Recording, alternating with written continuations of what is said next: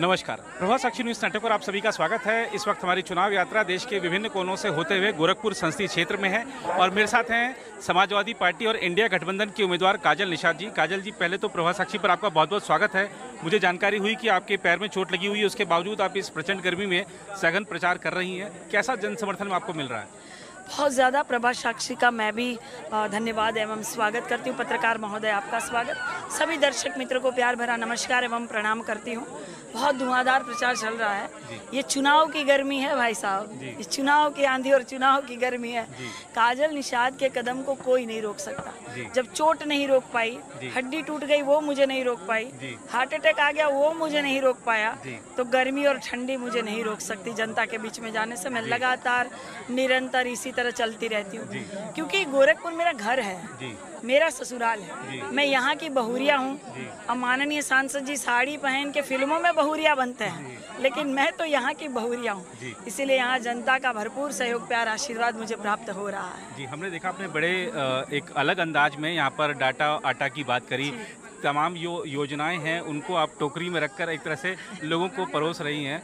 तो ये जो योजनाएं हैं, आपको लग रहा है कि जब आप लोगों को बता रही हैं तो लोग इसको सराह रहे हैं और उम्मीद कर रहे हैं कि इंडिया गठबंधन की सरकार? बिल्कुल बिल्कुल, सब महिलाएं खुश हो जाती है कि बहनी, कम से कम जब उनके खाते में साल में जब 1 लाख रुपया आएगा तो बेचारी समूह की महिलाएं हैं, जो आंगनवाड़ी महिलाएं हैं, आशा बहनी है, जो रसोईया बहनी, वो बड़ी खुश हो जा रही हैं कि इस तरह से हमको आएगा 1 लाख तो हमें काम आ जाएगा, लोन भरने में काम आ जाएगा। हाँ हाँ बहनी,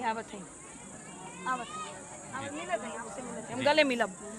तो इस तरह से सारी महिलाएं खुश हो जा रही है कि डायरेक्ट हमारे खाते में आएगा, तो हमें कम से कम हमारा जो लोड है, हमारा जो भार है महंगाई का, ये थोड़ा सा कम हो जाएगा।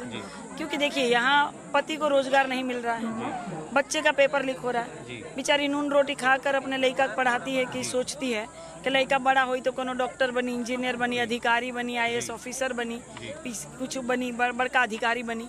लेकिन ये भारतीय जनता पार्टी की सरकार 10 साल मोदी जी को हो गए, 7 साल योगी जी को हो गए। मोदी जी कहले रहलन 1 साल में 2 करोड़ रोजगार मिली, 1 साल में 2 करोड़ नौकरियां मिली। हम तो टोला टोला में पूछत हैं, कहीं नौकरी नहीं मिली। बच्चा का पेपर अभी बेचारा भरा था पुलिस भर्ती वाला, वो लीक हो गए। नीट वाला तुरंत अभी लीक हो गए। जितना इस सरकार में जितना लव लेटर लीक नहीं होता ना, उतना पेपर लीक होता है। हाँ, ये वैसी सरकार है हमारी। तो ऐसी सरकार को जनता रोटी की तरह पलटेगी। जैसे हमन के रोटी बनावल जाला, एक दरे रही तो जर जाए, ना तो कच्चा रह जाए, अल्टी पल्टी करके ना खाए लायक बनावल जाला।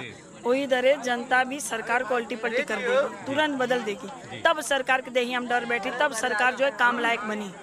अब मुझे बताइए, हमारे माननीय सांसद जी जो प्रत्याशी बनकर आ गए, क्यों आ गए? क्योंकि उनके देही हम डर नहीं है, मन बड़ा ही है। क्यों?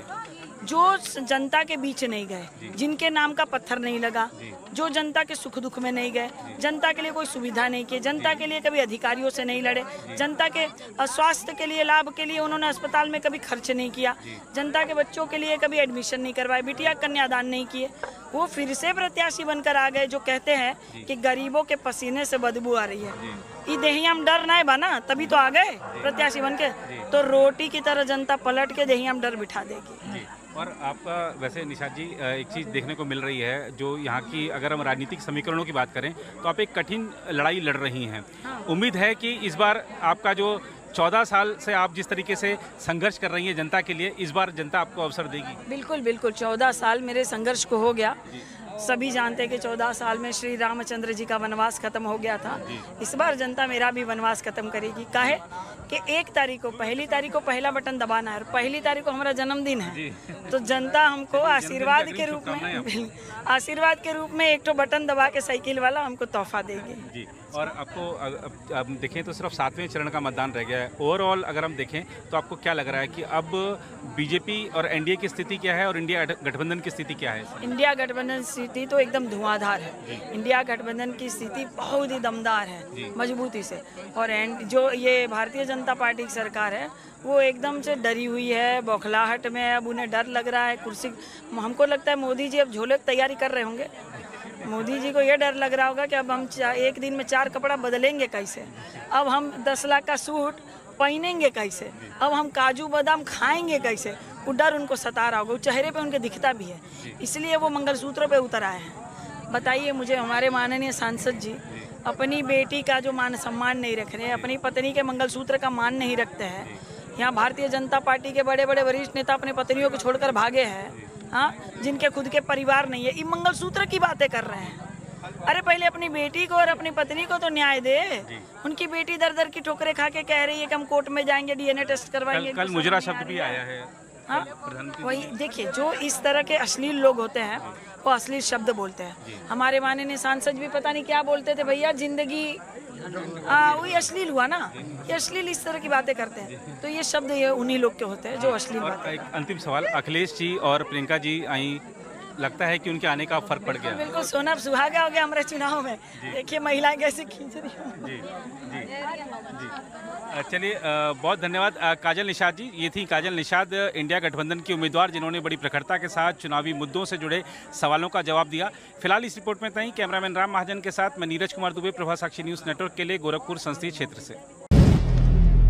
अगर आप भी लेना चाहते हैं देश दुनिया की तमाम जानकारी तो आज ही सब्सक्राइब करें हमारे चैनल को। साथ ही नीचे दिए बेल आइकन को जरूर दबाएं ताकि हर अपडेट आप तक पहुंच सके।